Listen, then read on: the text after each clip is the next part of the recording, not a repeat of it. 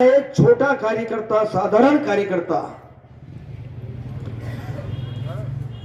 जिसको आपने 3 बार इस मल्हारगढ़ विधानसभा क्षेत्र से चुनाव जीताकर विधायक बनाया।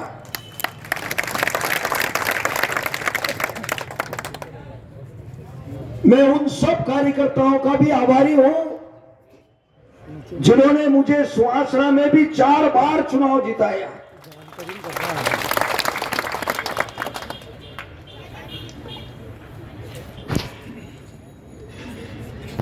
मैं किन शब्दों में आपका आभार व्यक्त करूं? अपार उत्साह और अटूट विश्वास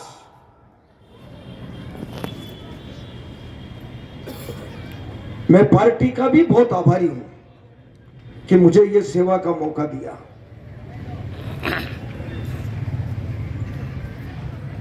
मेरे जैसे साधारण कार्यकर्ता को, तमाम कार्यकर्ताओं का मैं बहुत ऋणी हूं। मेरे माथे पर ये आपके प्यार और स्नेह का ऋण है। जो स्नेह और प्यार आपका जो मिला है मुझे, वो दौलत से नहीं मिल सकता, वो दिल से मिलता है।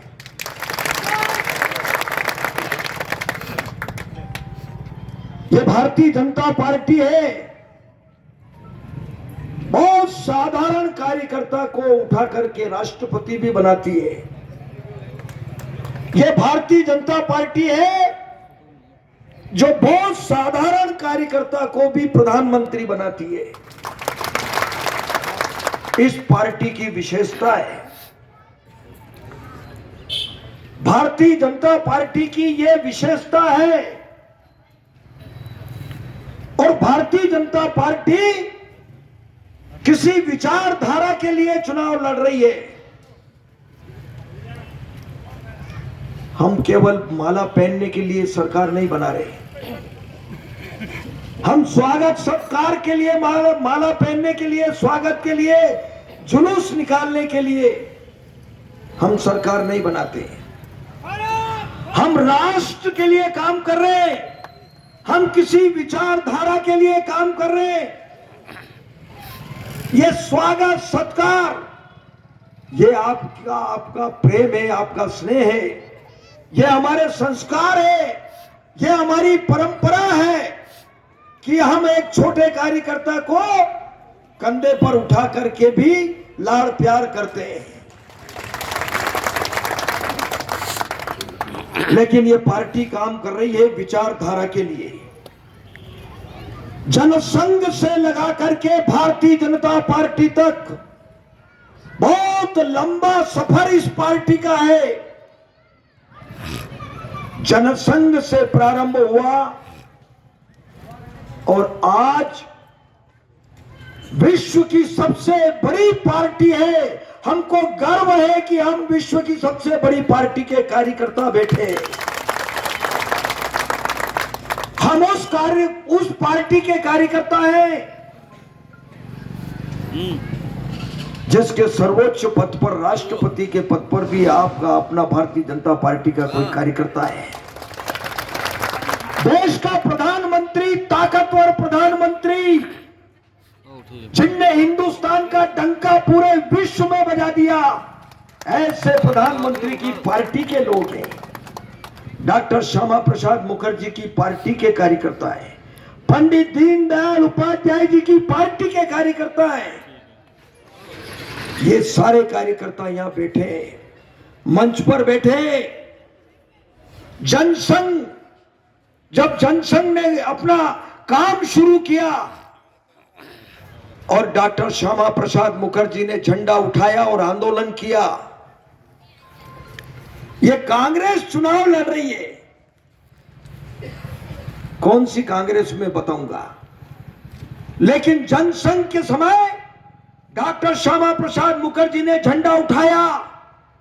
कश्मीर से कन्याकुमारी भारत एक है, लेकिन झंडे दो, विधान दो, प्रधान दो, इसको समाप्त करने के लिए डॉक्टर श्यामा प्रसाद मुखर्जी ने अपने प्राणों की आहुति दी। हजारों कार्य कार्यकर्ता उनके साथ गए। हमने नारा लगाया था, जहां हुए बलिदान मुखर्जी वो कश्मीर हमारा है। धारा 370 समाप्त करो। एक देश में दो निशान, दो विधान, दो प्रधान नहीं चलेंगे। हम सब कार्यकर्ताओं को गर्व है जिस दिन लोकसभा में प्रधानमंत्री नरेंद्र मोदी जी और भारत सरकार के गृह मंत्री अमित शाह ने जब 370 समाप्त कर दी, उस दिन हमारा सिर ऊंचा हो गया। हम इसलिए काम कर रहे हैं, इस भारतीय जनता पार्टी में राष्ट्र के लिए काम कर रहे हैं हम। कांग्रेस सत्ता प्राप्त करने के लिए काम करती है, हम राष्ट्र के लिए काम करने के लिए इस पार्टी में काम कर रहे हैं।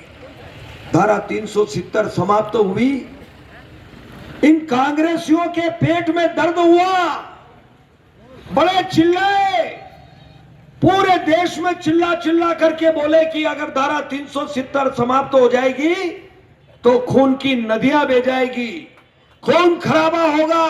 अरे कांग्रेस के नेताओं, एक मच्छर भी हिंदुस्तान में नहीं मरा और धारा 370 समाप्त हो गई।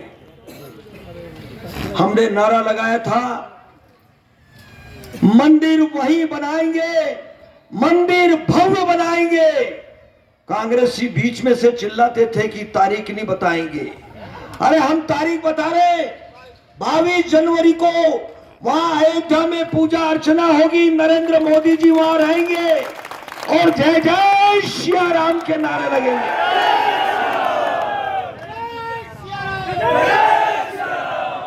22 जनवरी तारीख तय हो गई। 3 तलाक कानून समाप्त किया, बड़ा काम किया। हिंदुस्तान में जो इस धरती पर कोई नहीं कर सकता था, वो भारतीय जनता पार्टी की सरकार ने करके बताया। कांग्रेस, भारतीय जनता पार्टी जो भी काम करे उसके लिए पेट में दर्द होता, उनके तकलीफ होती है। मोदी जी जो काम करे उससे तकलीफ, यहां पर हमारी मध्य प्रदेश की सरकार कोई काम करे उससे तकलीफ। ये कार्यकर्ता बैठे हैं सब भारतीय जनता पार्टी के। 2 पार्टी चुनाव लड़ रही है, एक कांग्रेस पार्टी और एक भारतीय जनता पार्टी। एक राष्ट्र के लिए लड़ रही वो पार्टी, राष्ट्र के लिए काम कर रही, और एक केवल सत्ता प्राप्त करने के लिए और सत्ता प्राप्त करके घोटाले करने के लिए इस हिंदुस्तान की जनता की गाड़ी कमाई का पैसा भ्रष्टाचार में खाने के लिए। मैं गर्व से कह सकता हूं, मैं गर्व से कह सकता हूं, ये यहां पर बहुत बड़ी तादाद में हमारे कार्यकर्ता बैठे हैं। इस हिंदुस्तान की धरती में कौन प्रधानमंत्री ऐसा हुआ जिसने काम किए, बताओ। इस कांग्रेस के लोगों को पूछो, इनसे आजादी के 60 साल तक इन कांग्रेस के लोगों ने राज किया, खजाने की चाबी इनके पास रही, प्रधानमंत्री इनके रहे। कौन सा काम इस हिंदुस्तान की धरती पर किया 60 साल में? ये शुद्ध पीने का पानी नहीं पिला पाए हिंदुस्तान की जनता को, शुद्ध पीने का पानी नहीं पिला पाए हिंदुस्तान की जनता को। मैं गर्व से कह रहा हूं, मैं 3-4 बातें जो प्रधानमंत्री जी ने पूरे हिंदुस्तान के लिए की है, मैं यहां बताना चाहूंगा। आज यहां कार्यकर्ता बैठे और मैदान में जाएंगे हम। अभी ये युद्ध प्रारंभ हो गया, नगाड़े बज गए, ढोल बज गए, शंख बज गए, अब हम युद्ध के मैदान में जा रहे हैं। कौन सी कांग्रेस पार्टी चुनाव लड़ रही है? नरेंद्र मोदी जी ने जब काम शुरू किया, देश की जब कुर्सी संभाली, तो सबसे पहले चिंता उन्होंने की कि हिंदुस्तान की धरती पर जो लोग आसमान के नीचे जिंदगी जीते, लाखों परिवार गर्मी, बरसात, ठंड अपनी जिंदगी जीते हैं, गंदे नालों के किनारे, रेलवे स्टेशन के किनारे। मुझे गर्व है इस मंच से कहते हुए मुझे गर्व है कि देश के प्रधानमंत्री जी ने जब दिल्ली के लाल किले से कहा कि 2024 तक अब हिंदुस्तान की धरती पर एक भी गरीब आदमी परिवार लेकर के आसमान के नीचे नहीं रहेगा, उसके माथे पर छत का प्रबंध होगा। आज तक किसी प्रधानमंत्री ने तारीख नहीं बताई। ये भारतीय जनता पार्टी के नेता हैं, जो कहते हैं वो करते हैं। रघुकुल रीत सदा चली आई, प्राण जाए पर वचन न जाए। ये भारतीय जनता पार्टी है, जो कहती है वो करती है। अगर मंदिर का कहा तो किया, 370 कहा तो किया, 3 तलाक कानून का कहा तो किया। अभी तो ये झांकी है। मकान बनाने का काम किया। मोदी जी ने कहा कि पूरे हिंदुस्तान की जनता को शुद्ध पीने का पानी पिलाएंगे। जल जीवन मिशन शुरू कर दिया, गांव गांव में पाइपलाइन बिछना चालू हो गई। वो भी तारीख दे दी कि 2024 तक एक एक घर में, हिंदुस्तान के एक एक घर में शुद्ध नल से जल मिलेगा। कोई हिंदू मुसलमान सिख ईसाई नहीं, कोई कांग्रेस भाजपा नहीं, सबको मिलेगा। आयुष्मान कार्ड बनाया। मैं अभी रोज दौरे पे जा रहा हूं, जनसंपर्क में जा रहा हूं। अभी मैं गांव तलव पीपलिया में था, मैं भाषण कर रहा था, तो पीछे एक सज्जन उठे। मैंने पूछा कि आयुष्मान कार्ड कितने लोगों के बने, इलाज किसका हुआ? एक हमारा सज्जन खड़ा हुआ हमारे पीछे, उसने कहा कि मैं अहमदाबाद गया था और 4.5 लाख रुपए मेरे हार्ट अटैक के खर्च हुए। अगर उसने कहा, आंखों में आंसू थे, रोने लगा। उसने कहा अगर मोदी जी नहीं होते और ये कार्ड नहीं बनाते तो मैं भगवान के घर चला जाता। मरना और जीना भगवान के हाथ में। सरकार आएंगे तो उनसे ये सवाल करना कि ये मोदी जी का आयुष्मान कार्ड अगर राजस्थान में नहीं चलता है तो इस विधानसभा के चुनाव में भी कांग्रेस का कार्ड नहीं चलेगा।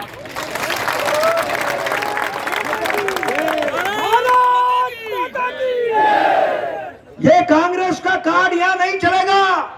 एक एक गांव में बताओ लोगों को कि ये आयुष्मान कार्ड अशोक गहलोत की सरकार में, कांग्रेस की सरकार में नहीं चल रहा है राजस्थान में, तो मध्य प्रदेश में भी मेरी प्रार्थना है सबसे कि जरा दमदारी से बात करना।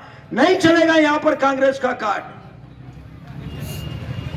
किसान सम्मान निधि दे रहे हैं, 6,000 रुपये प्रधानमंत्री जी खाते में डाल रहे हैं।